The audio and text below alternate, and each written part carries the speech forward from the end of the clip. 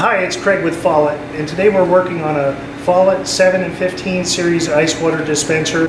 The tools we'll be using for this is going to be a set of gloves, safety goggles, a John Guest wrench, pliers, needle nose pliers, Phillips head screwdriver, and a 3/16 inch nut driver.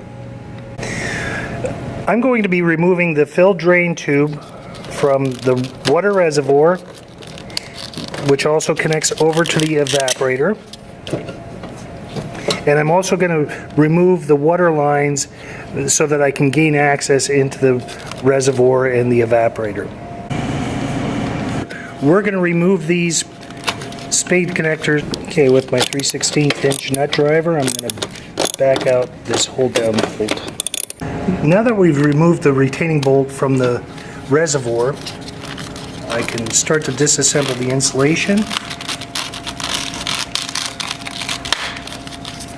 and then the reservoir itself will come completely out.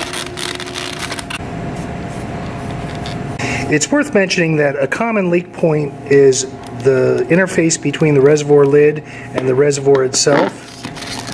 So in removing the lid, you'll notice that there's an O-ring gasket seal that needs to be petrogelled prior to putting that in place.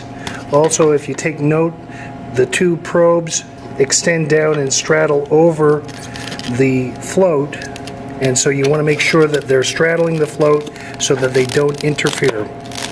Next, we want to reinstall the reservoir into place.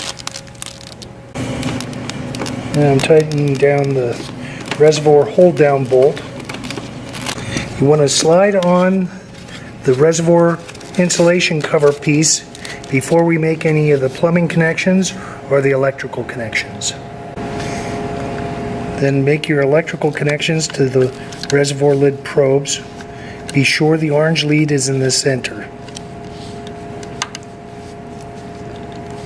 Next, we'll reinstall the vent tube connection. There's 3 points. The reservoir top is vented.